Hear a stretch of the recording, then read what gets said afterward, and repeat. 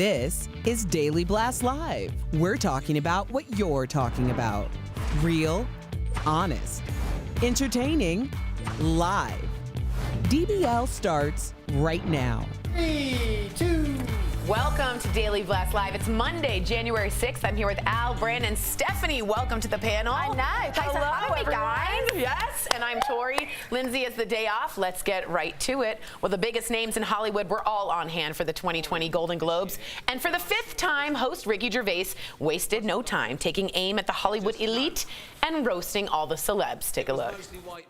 You all look lovely, all dolled up. You came here in your limos. I came here in a limo tonight, and the license plate was made by Felicity Huffman. So, no, shush. Once upon a time in Hollywood, nearly 3 hours long, Leonardo DiCaprio attended the premiere, and by the end, his date was too old for him. So, Apple roared into the TV game with a morning show, a superb drama about the importance of dignity and doing the right thing, made by a company that runs sweatshops in China. So, well, you say you're woke, but the companies you work for, I mean, unbelievable. Apple, Amazon, Disney. If ISIS started a streaming service, you'd call your agent, wouldn't you? So, if you do win an award tonight, don't use it as a platform to make a political speech, right? You're in no position to lecture the public about anything. You know nothing about the real world. Most of you spent less time in school than Greta Thunberg. So, if you win, right, come up, accept your little award, thank your agent and your God, and off, okay? Okay, well, already this reaction shot of Tom Hanks during Ricky's speech has become a big meme online. Even the person behind, too. One of the biggest winners last night was Once Upon a Time in Hollywood, which took home the Best Picture Award for Musical or Comedy, Best Supporting Actor for Brad Pitt, and Best Screenplay for Quentin Tarantino. Best Motion Picture Drama went to the war film 1917, and Sam Mendes, this is a huge upset, got the Best Director Award. Well, despite Ricky Gervais's warning to steer clear from politics, several used their wins to highlight causes. Take a look. We're not going to look back on this night.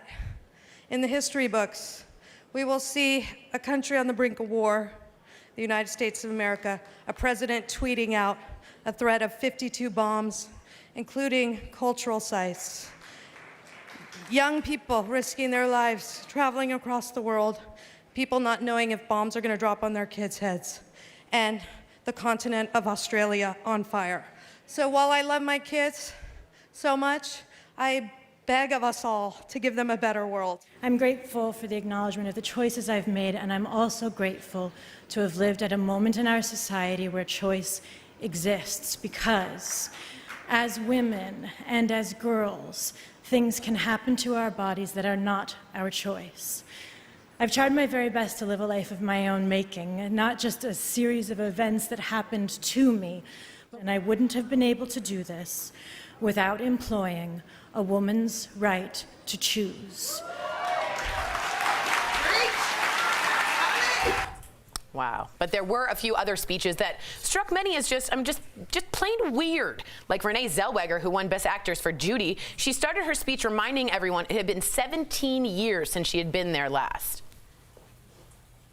And Joaquin Phoenix. That's the clap she got, too. And Joaquin Phoenix's Best Actor acceptance speech dropped a lot of words that censors had to bleep, and he also called out his fellow celebs over climate change. Take a look. But sometimes we have to take that responsibility on ourselves and make changes and sacrifices in our own lives. And I hope that we can do that. We don't have to take private jets to Palm Springs for the awards sometimes or back, please. And I'll try to do better, and I hope you will too. Thank you so much for putting up with me. I'm so grateful. I'm so grateful for this night and all of you. Wow. Okay. So what stood out to you guys? Like, let's just start and work backwards. The private jet thing, I understand that sounds good, but a lot of people in that room cannot use commercial airlines. Yeah. Some of that has to do with us. If Tom Hanks or Leo DiCaprio goes walking through Denver International Airport, it will cause a security issue. Unfortunately, we are all so starstruck by whoever it may be, whether it's Bieber or The Rock, that some people do have to take private jets, and I know that hurts to hear that. I hope one day that applies to me, but we have to be honest about like why these people take private jets. So I understand what he's saying. I like the climate change angle, but he was super weird, Al. That's a Golden Globe. Can we get a round of applause for Al's Golden Globe speech? That's right. I'm ready. That's right. Like 2025. You know, I honestly, because we had a great day of football, and then I had to watch this for my job. That was boring. That whole thing was boring. Ricky Gervais was great, but. It's just I can see why a lot of people look at Hollywood with a lot of disdain and hate these award shows. The best part of the night, and I should have told our producers so we got the footage and all, was when Beyonce and Jay-Z showed up late with their own champagne. Now, if that's not baller, you said you want a private jet one day, go into an award show one day with your own champagne. That's what should be on your list. Steph, what's your favorite? You just said that you don't watch them because you don't find it particularly relatable or the audience doesn't like it, yet you want to see Beyonce and Jay-Z turn up with their own brand of champagne. That's fun. That's not fun. I mean, that's elitism in its primest form. I don't want to hear someone who flew on a private jet. You just said you don't want to hear about private jets, but you want to see Jay-Z rock up to an event where he's not up for any form of award, or Beyonce, and drink his own brand of champagne. He owns that champagne. Well, yeah, I mean, fair enough, see but I think famous that's people. You're exactly right, Steph. deluded. Brandon, whether it could be the ESPY Awards, those are famous millionaire football players. It's all about what you're into. Some people's football is movies and fashion. Yes. Some people's football is actual football. But at the end of the day, we like to see people we like get awards. Yes, we do. We like fancy people. Well, even if a celeb didn't win an award, they can still win the red carpet. Stephanie, I got to go to you. You are a fashion expert. Okay, so who won, who lost, and I'm going to clap along or boo with you. Yeah, clap and boo. Okay, so everyone get involved. All right, so you lot need to forget the holidays because despite what Brandon's coming out with, which is a load of nonsense, this is my favourite time of the year. So all the celebrities go to the award shows, and let's be honest, we sit back and judge all of the beautiful and somewhat questionable red carpet choices. So I'm going to kick off with my winners. So move over Hillary Clinton. There's a new pantsuit queen. The blazers sparkle matches the twinkle in Ellen's eye. Plus, I think this is pretty classy and glamorous. 61 years old and still bringing her A game, killing it. Another winner was Renee Zellweger. She may have had a weird speech, but she looks beautiful in this strapless Armani dress. And this colour suits her much better than that weird country accent. Am I right, y'all? You're right, y'all. To no one's surprise, Billy Porter brought it again. And I'm getting tired of seeing this man. He constantly puts us all to shame all the time. He looks like an angel from heaven. And someone needs to check under his jacket for some wings, because I'm sure they're there. And my final winner was Scarlett Johansson. Sleek, sexy. I mean, this is what she does best. Gorgeous. I love it. Now, did you like the bow? Oh, I felt the bow was a little large. In that picture, it doesn't look bad, but in real life, it did look a little large. But Tori, we've seen the good bits. Give me the bad. We want to see the losers of the night. And you guys can hate me all you want, but Jennifer Lopez looks like she belongs on top of the Christmas tree.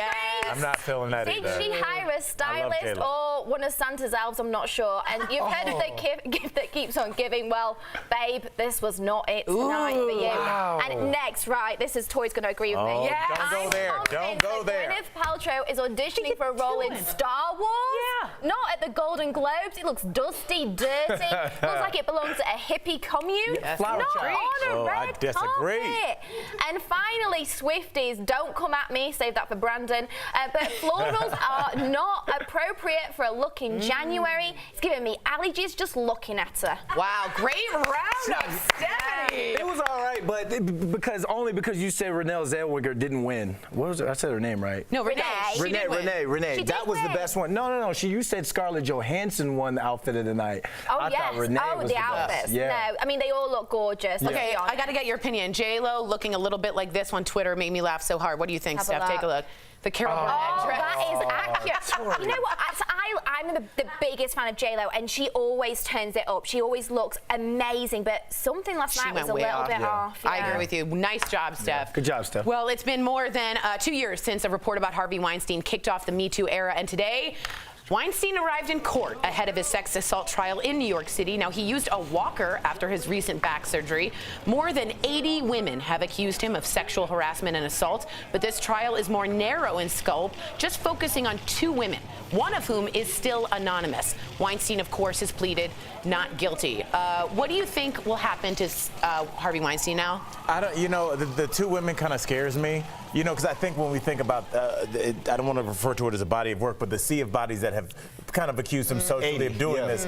The fact that it's only 2, I feel like if you can poke a hole in one of those stories, now we only have to deal with 2 people's accounts, and he could get off as opposed to if it was 12. Let me hypothesize something though. The prosecutors will only have picked the two best ones. Solid. It's like they're platinum gold. There's got to be a lot of documents and evidence there. So I'm actually pleased that they picked you're two. a legal eagle. Is this a jury trial? Yes, it is. Okay, so but that scares one person. And like you said, it scares me as well because remember that he had the insurance company have that payout and that he didn't have to admit any guilt to that. Yeah. So but that's a different thing. That's civil. But that can be brought up in this case, right? And like you said, all it takes is one. I'm scared, Tori. Well, 2 years we've been following this story. Finally, it's coming up, and then he turns up with that stroller. It just literally with the tennis balls. It's just so weird. How sad. Yeah. It's not going to work. We don't feel bad for you up here. Just let us know. If you do, please write us in. We'll come right back at you. DBL is live, and coming up, we're chatting with a star of the original West Side Story. Is it me, Tori? It's not you, Al, at all. What does the leader of the Sharks, Bernardo, think of the upcoming remake? And you, the viewer, are our 5th host. A woman has to fork over $200 grand for trashing her ex-boyfriend on social media. Should exes be allowed to sue for defamation? Your comments coming up next.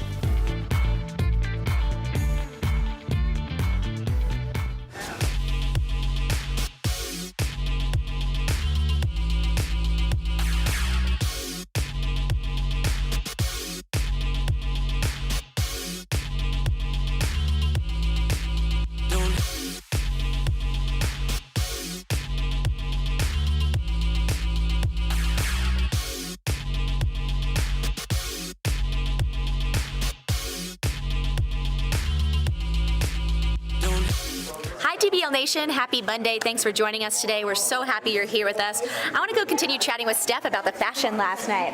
Hey, Steph, let's continue talking about the fashion. I really liked Priyanka's outfit, the pink. I'm really feeling that hot pink, right? She looked beautiful. Although loads of people were saying, which I don't agree with, so Priyanka is married to one of the Jonas brothers, and she's slightly older than him. And I saw a lot of comments online saying, like, he brought his mum to the awards, and I thought that was really mean. Yeah, I thought she looked stunning. Amazing. Gorgeous. Absolutely gorgeous. I agree with you that the Taylor Swift thing, I thought flowers, that was so weird for January, right? It's more like a spring outfit. Oh my gosh. It wasn't Oh my gosh, I thought we were coming back from commercial break. DBL Nation, be honest. I want you to be honest. That was boring last night. Come on now. I tried to watch as much as I could. You can be into award shows and fashion. That's just not your bag. I like fashion. I thought J-Lo. You like looking at the red carpet. I'm more red carpet, but I like the acceptance speeches because I like when they talk about how they slept in cars or how they got denied certain roles and then they finally got a call. Inspirational stories. I like that part. I feel like somebody like you would use your platform to talk about something that was near and dear to you. I'm an action guy. Like, I'm gonna go out in the streets and do it. Yeah. That right there. But that's a huge platform to have. But it's a huge platform. But that's my thank you to the people who helped me get to that moment. Right. But you wouldn't talk about donation, not plasma, but bone marrow donation. I feel like that's what you would do. Like, if you got that platform, you know. Like, you got 4 million people listening.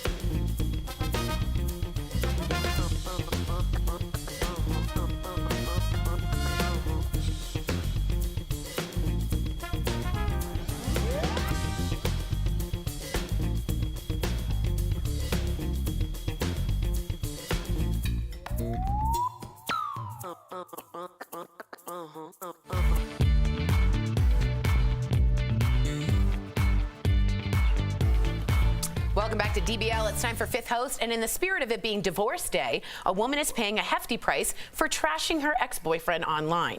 Now, she was fined $200,000 for several scathing social media posts, including claims her ex is an alcoholic, a cheater, and spreading STDs. The judge says the attack was, quote, relentless, but she claims her friends were behind it and that she's innocent. So, DBL Nation, what should be the price to pay for slamming an ex online?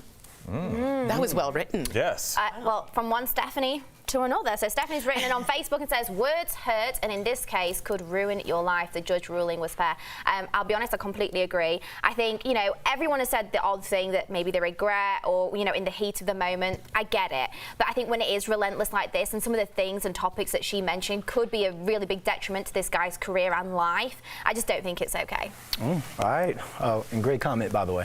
Ty from Facebook says, I have no respect for people who smear online. If you have beef, say it to someone's face face and do something about it, or just keep it to yourself. Yeah, I think we need to add different classes to this, depending on what that person had to go through. Because, I mean, we look at the court of public opinion.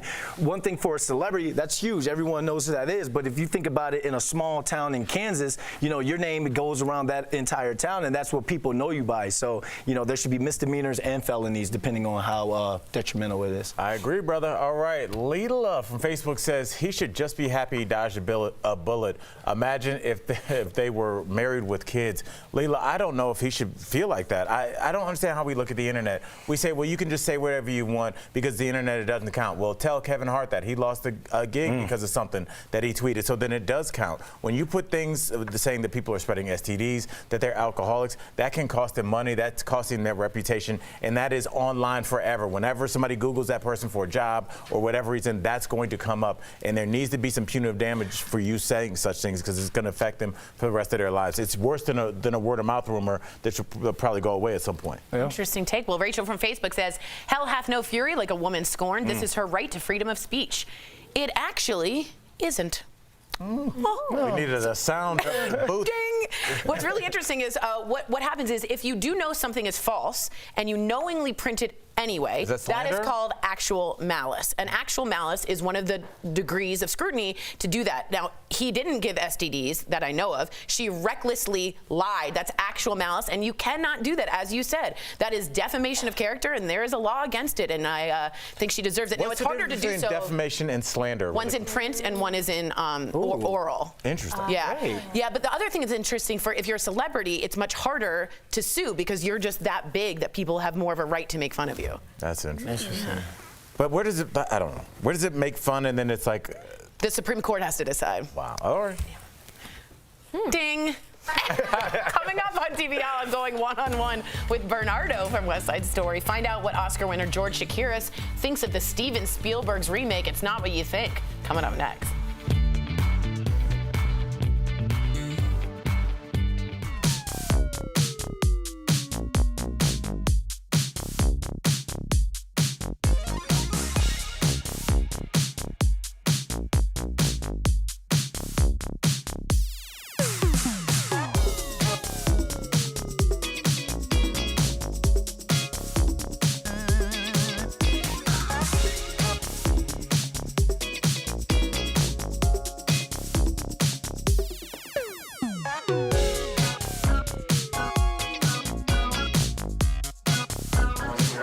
So first off, we want to just say hi, everyone. I wanted to say that we are going to be talking about the Carol Burnett Achievement Award that went to Ellen DeGeneres last night. Kate McKinnon gave it to Ellen DeGeneres, and we all thought it was going to be one of the funniest moments, and it was, but it really was probably one of the most touching moments, too, and I cried like a baby. What made you cry about it? Kate McKinnon said she was downstairs working out in her mom's basement, and in 1997 lifting weights, and she goes, and Ellen comes out on TV. And if you remember how Ellen did it, she tries to whisper to Laura Dern, who was in the episode, her girlfriend, but she hits the airport microphone button and says, "I'm gay," and it goes to everyone, which is a brilliant idea. And she goes, and I thought, am I gay? And she's like, I was, and I still am. And I don't think a lot of people knew that Kate McKinnon was openly gay. She's the first openly gay cast member of Saturday Night Live ever. And I don't think you would have had a Kate McKinnon had you not have a 1997 Ellen DeGeneres. All right. And I want to give a shout out to DBL Nation viewer Brandy Sprong. She says, I watched the red carpet and not the award shows. The football games were good this weekend. Yeah. And I thank you as well for kind of breaking that down to me and telling me like this, the award shows is people's Super Bowl. Yeah. This is their playoffs. So to each his own, it was just boring to me and Brandy. Receive 25% off. Shakir. 30 free shredder with annual membership. Call now. Welcome back to DBL. 60 years ago, West Side Story was released in theaters, and snapping has never been the same. What? The musical is making a big comeback this year under the direction of Steven Spielberg. Earlier, I got the honor to sit down with Bernardo himself, George Chakiris. George shares his thoughts on the remake in today's Chatting with the Stars. Hi, everyone. I am so honored to be here with George Chakiris. I'm about to interview the man of my dreams. Please welcome George Chakiris. Hello. Hey, hi. Good morning. Good morning. I'm like very starstruck right now. Good to be here with you. Thank you, and it's good to see you. It's been almost 60 years since West Side Story hit theaters, and we're still talking about it. So, did you realize you were in something that big when you were doing it? You know, what I remember is, first of all, we all really felt really good about what we were doing.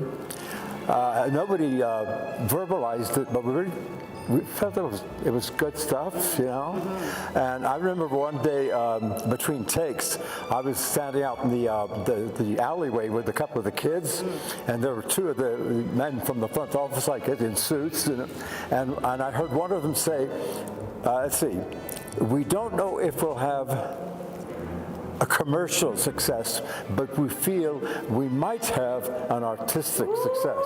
Now, the song America still has a lot of edge and sort of bite to it. How edgy was it, or controversial back then was it, America? To my recollection, it wasn't controversial at all. Right. It's because it's not politicians talking, it's the guys and the girls, and you could pick any city or any country and interpose those kinds of lyrics. But the situation is the young guys and the girls saying, "Oh, it's so good there." No, it's better here. You know, it's not controversial at all. My understanding is that because of Steven Spielberg's production, that he has politicized it in the way he's casting and all that, and of course that's great. But in my opinion, unnecessary. I personally am not comfortable with that, but because I don't think you need it at all. I'm not sure, but I would be disappointed if he didn't first pay absolute respect and thank you guys for creating this piece, because Steven Spielberg has not created West Side Story. Now, even the movie's very old, but we still have some fans. We wanted to read you some tweets from fans of yours. Okay, George Chakiris in West Side Story as Bernardo in that black and purple suit makes me feel things. Yeah. I mean, it was a very sort of sensual, I saw it as a kid and I was like, oh, I'm feeling things.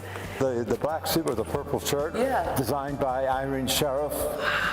I remember one day going from my dressing room as I was walking to the set, and suddenly, at that moment, that suit felt so good to me. Did it? Oh, wow. There was some swagger. I wanted to ask you if you could show me how you snap. Just the move this way? Do you do it this way, or do you do it this way? Do you remember? I don't remember. That was good. We were moving along, you know. It was amazing. But it wasn't either of those ways. No. It was just kind of an attitude.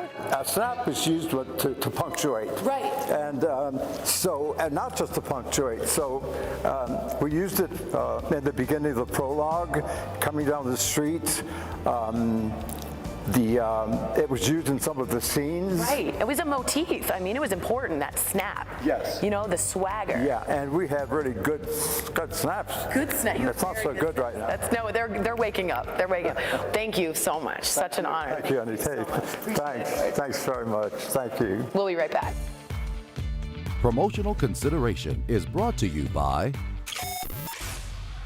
Hey guys, welcome back to Beauty Blast. I'm Jeray Banks, but you might know me at Jeray for the Slay on all social media platforms. So today we're talking about skin that slays. And today's question actually came from a viewer who asked, how do I create a skincare regimen? Now, this is actually really popular, guys. A lot of people don't know how to create their skincare regimen or routine. So I put together a simple 6-step for a twice-a-day skincare routine, okay? Now, for morning or daytime, you wanna start your day off with cleansing/toning. Now, I put a slash there because not everyone needs to overly cleanse their skin morning and night. some people are better off just toning in the morning.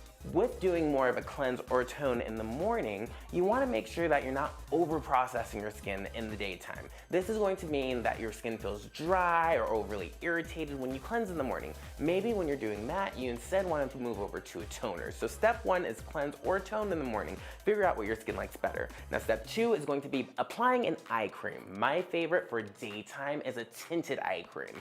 And these guys are great for making sure that you're concealing slightly without having to wear full concealer underneath your eye. Sometimes we're just going day to day or running to the grocery store real quick and you want that quick pick-me-up. Now, number 3 is going to be utilizing a serum in your skincare routine. These guys are great for really giving you that vitamin of nutrient that you need for that change in your skin. So sometimes you're using a retinol, sometimes a vitamin C, or sometimes a vitamin E serum to really boost up your skin regimen in general. Second to last, we're going to be looking at a moisturizer, something to really emulsify and hydrate your skin to make sure that your skin is looking its best and most hydrated that it can possibly look and be and feel that way too. And last but not least, you want to go ahead and put on some SPF for your daytime. Now this can be in your daytime moisturizer, but the best way to have some sun protection is going to be utilizing a separate SPF. So some great ones out there is the Pierre Thomas Roth powder, maybe Skin Science, and a lot more out there. Now, if you guys have more questions, feel free to write in at Jure for the Slay on all social media platforms. And while you're there, go ahead and follow, click a like or two, and I'll holla back at you, boo. We'll talk to you guys soon. Thanks for watching.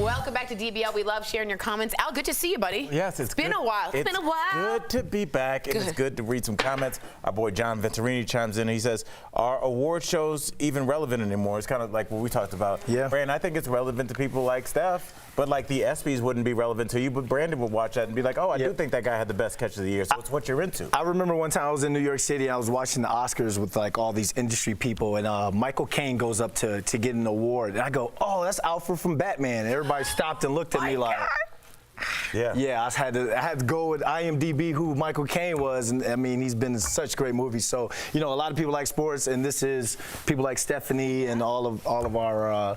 I'm sure Michael Caine appreciates you validating his career. Hey, but he played a great Alfred. Yes, he did. He's a great guy. All right. As Ellen says, we're all facing an uphill battle that we know nothing of. So be good to each other today. We'll see you same time, same place tomorrow. Bye, guys.